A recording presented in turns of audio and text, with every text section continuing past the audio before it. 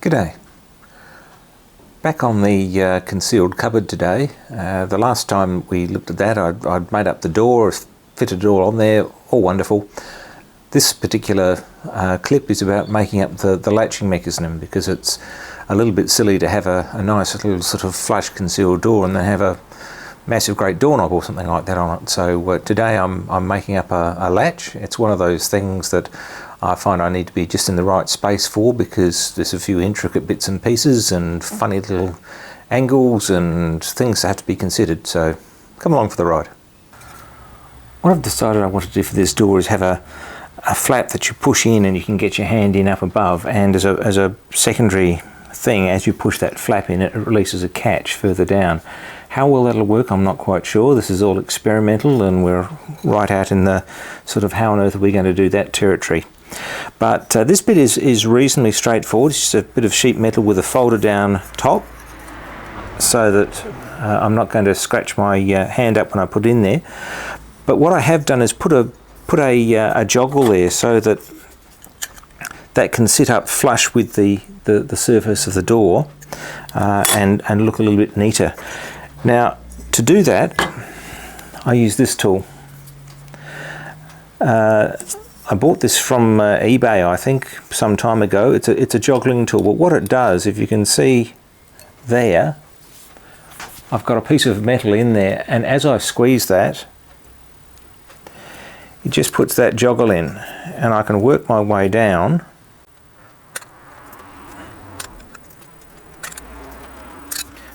And the end result is a joggle, and so you can, that's around about 1 millimetre. 0.8, but what you can do then is use that to do lap joints, that sort of thing, where you get, basically this bit being flush with that bit. You could put some rivets in there, spot welds, all that sort of thing, and have a flushish surface. The type of handle I've decided I wanted for this door is like this, where that's spring loaded and you can push that in and put your fingers behind there and pull that out. Now, I started off making the flap, and then I thought to myself, after I'd finished it and wasn't really happy with it, actually that's silly, because I may need to adjust the size of it to cope with the cutout in the door. So instead I've put a cutout in that door. I plunge cut with an angle grinder, and then I've neatened up the profile with the file. The top bit here is folded over, so it was originally cut here, and I've folded that back in to give myself both a bit of extra strength and also a nice round edge to stick my fingers behind. Now I get to make up another flap. It's just slightly bigger. That'll be hinged down there and spring loaded, so that this is pushing up against that hole, and you fingers crossed it'll be barely noticeable. Ah, you say, I haven't got a pair of fancy pants joggling pliers. Well, there is a way around that. What I've done in the past is just got a couple of bits of sheet metal and tape them to the piece of metal I want to joggle. And that gap there needs to be at least the metal thickness of the material you're wanting to joggle. I'm then going to take that and put that into a vise and crank that right up, and fingers crossed, planets in alignment, all that sort of thing, that'll give me a joggle, because as you can see, this bit's on this side and this bit's on this side. So I'll do that and we'll show you the result. A little bit of work with the bench vise, and this is just ordinary masking tape, so nothing special about this. Peel these bits off, and there it is. You can see the joggle there. I guess the advantage of doing this is that it lets you pick the thickness of your joggle. The pliers are limited to about 1 millimetre. These bits of aluminium are 1.2, so I can do that. I can also put it in a particular distance. As an additional bonus too, what I have done in the past is got a piece of material, cut a hole out, trim that blank down, sandwich that, and I've actually got a two-dimensional joggle out of it, and I did that to fix a toolbox once. So that's another technique you can use. Doesn't require much except some scraps of metal. I've now got my two joggles in my piece of flat, Originally that was bigger, and then I've trimmed that down after I put the joggle in. They seem parallel. No, well, we'll just have to see. What I want to do next though is mark where I'm going to fold the top flap over. I'm going to put a notch in there and then just fold that over just so I've got a smooth edge for my hand. So I've marked the top edge there, put that there. What I'm going to do is use a bit of sheet metal here just to space that out a smidge. And that's just because when I bend that, I'm going to have at least a metal thickness there. What I might end up doing is if this comes too far, I may end up having to trim a little bit off the bottom, but that's all right. It's really just, you know, where things are. So using the tape I've got here, I'm marking the top edge of the hole, and that way I've got a mark where I can fold to. I'll notch that out and then fold that and then come back and trim the bottom edge if necessary.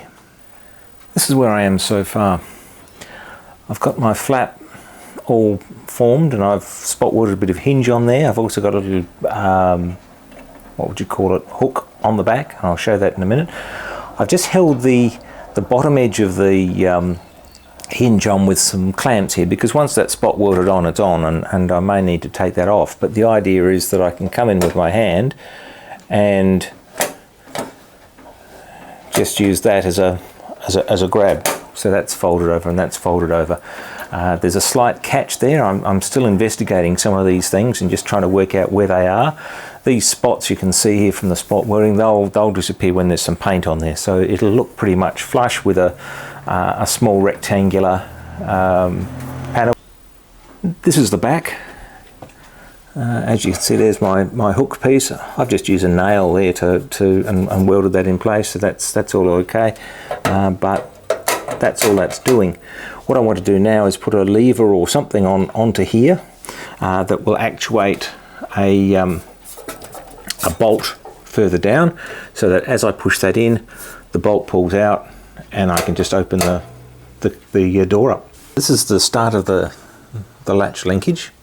This particular bracket was on before and you saw that, and that works quite nicely, but I've put a bit of a clevis in here, held in with a split pin, and what that's going to let me do is when that pushes, the rod goes down. It only goes down 10-12 millimeters, but that should be enough with a bell crank arrangement down there that I can move a latch pin in and out. This is the type of latch that I want to put in there. It's a very basic style, but basically there's a split pin there with a washer holding a spring. I've actually got two springs here. I couldn't find my long enough my spring box, so I've got just a washer in there to separate. But you can see that this sort of thing, if I was pulling from this end, it'd always engage until I pulled it out. The way I'm going to try and use this is, if I can set it up this way, is have it so that it's engaged, but if for some reason the linkage drops off, it'll revert to an unlocked position. The reason I'm doing it this way rather than something like some magnets is that I'm going to have some heavy bits and pieces in there, and what I don't want to happen is if I suddenly pull or bump the cupboard, I don't particularly want them falling against the door and the possibility of popping the door open. So I want a positive latch, but at the same time, because of the awkwardness of getting in there to disengage that pin, I don't want to have a latch which is, if something breaks, wears out, whatever, will fail into an on situation. I'd much prefer to have it so that if it breaks, I suddenly find that I've got a door that flaps around the place. This is a commercial version of that style of latch. This one uses a circlip rather than a washer and a split pin, but same sort of thing. There's a spring in there between the two, what would we call them, guides, and that'll just pull back.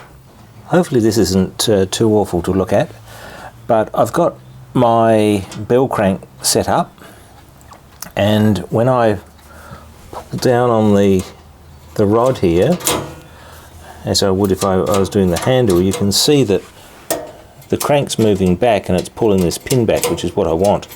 Now, I've actually got another linkage in here because this pin is guided, and if I didn't have that, I'd have this tendency to bind as this thing was swinging around a fixed radius. So by putting that extra link in, I've just eased that up a bit. Now I need to play with rod lengths and tidy up a few of the brackets and all that sort of thing, but this is basically how the latch is going to work. So when I put my hand on the handle and push it in so I can get a grip, it also pulls back the pin, unlocks the door. After a few hours of fiddling and fuddling around, I've finally got something that works. I've had to do a couple of modifications here. I've had to make this link longer, so I had to make up a new one of those. That hole was originally back here. It's still back there, but I've given that so I've got a bit more travel. The other thing I did was put some sides on the bell crank so that at least it was staying together and not twisting on me. The end result is what I want. I may have to beef this spring up a little bit, but you know, we'll see how we go. But basically, when I push the flap in, I pull the pin in. And if this got disconnected, the pin comes back in. So I'm really happy with that because it means I've got basically a fail-safe locking mechanism, but it's a positive lock. And the outside of it, there's a rectangle there, but that's about all you see. So, you know, very happy with that. Thanks for watching, and we'll see you for the next one.